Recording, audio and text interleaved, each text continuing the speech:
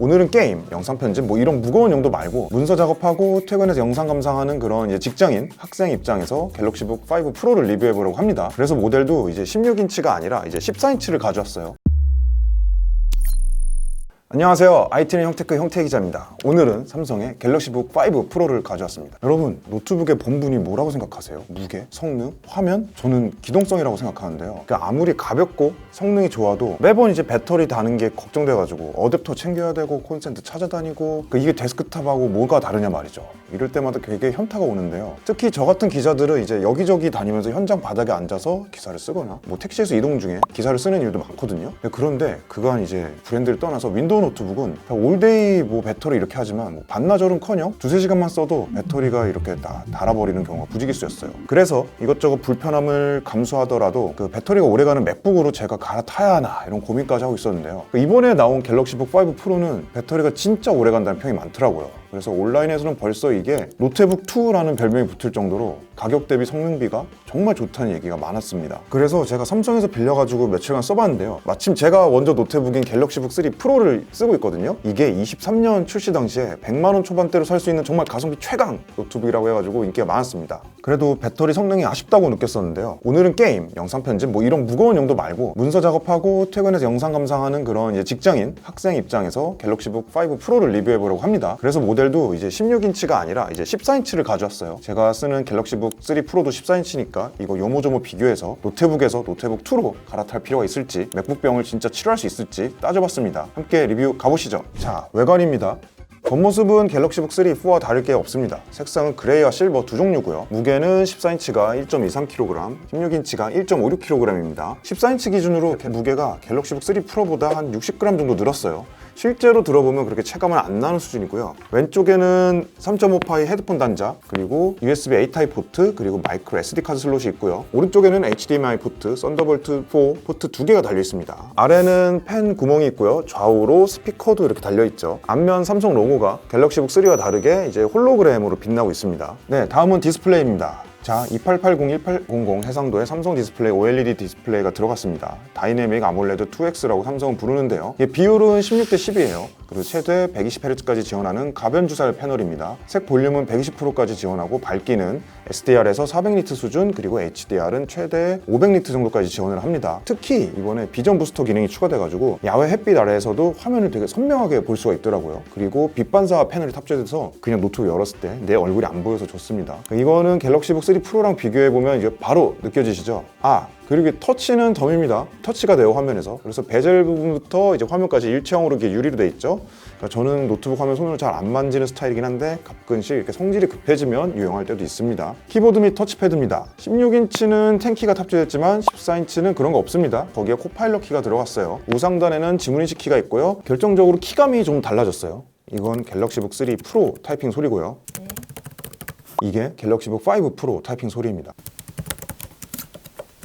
5가 키압이 좀 더 묵직해지고 타건감이 좀 더 쫄깃해진 느낌? 소리도 좀 달라졌죠. 경쾌한 느낌은 많이 없어졌는데 그렇다고 소리가 작지도 않아요.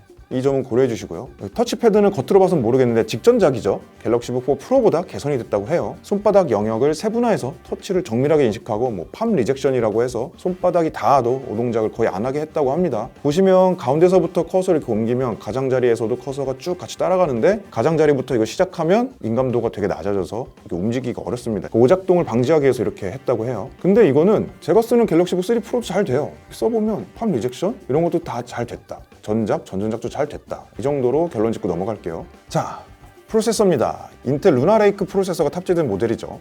코어 울트라 7과 5로 나뉘어져 있는데 제가 써본 모델은 7코어가 들어갔습니다. 인텔 내장 GPU 아크가 탑재되어 있고 그리고 최대 40테라플러스 성능의 NPU도 들어가 있죠.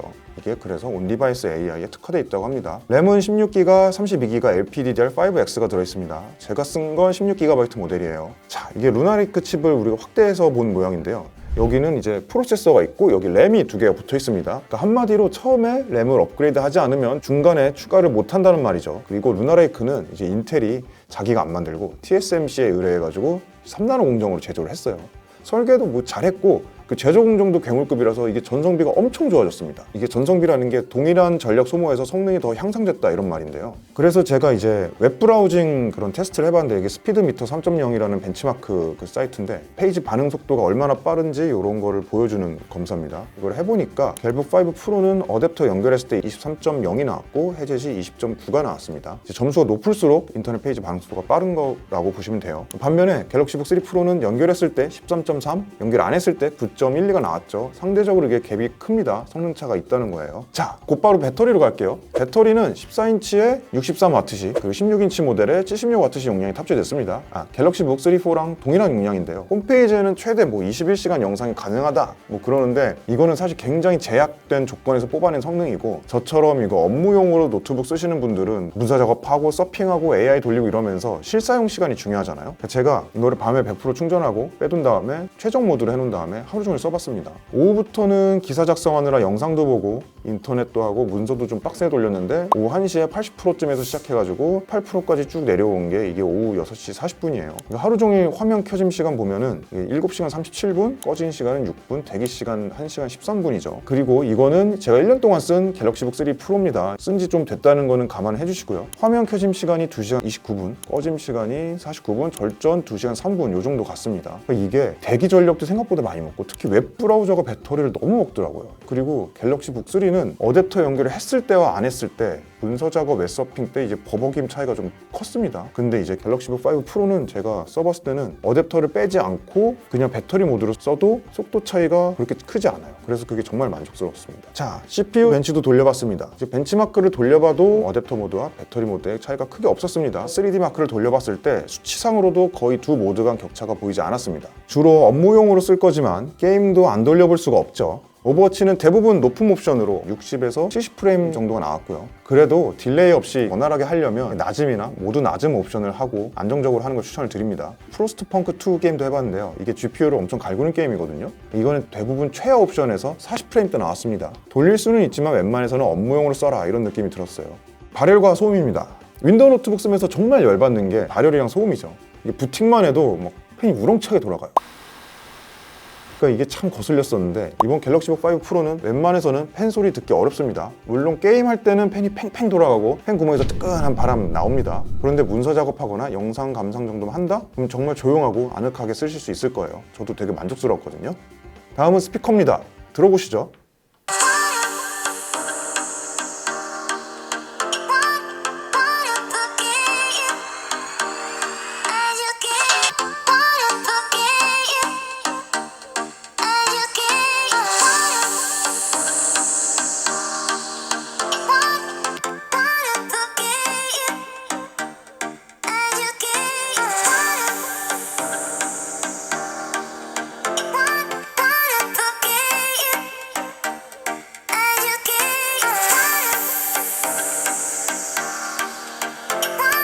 스피커는 14인치 모델의 경우에는 엄청 특색있지도 그렇다고 빠지지도 않는 수준입니다. 근데 여기다 돌비 애트모스 옵션을 켜주면 확실히 소리가 모든 방향으로 퍼지면서 크기에서 어쩔 수 없이 없던 공간감이 느껴지는 사운드 모드입니다. 반대로 16인치는 이게 돌비를 꺼야 괜찮았어요. 이제 16인치는 통이 크잖아요. 그래서 묵직한 맛이 좀 있는데 돌비를 키잖아요. 이게 소리가 퍼지면서 확실히 거기서 사라집니다. 그러니까 이제 평도 그렇고 제 느낌도 그렇고 이게 16인치는 확실히 맥북이랑 비빌 정도로 개선됐다는 느낌은 좀 들었습니다.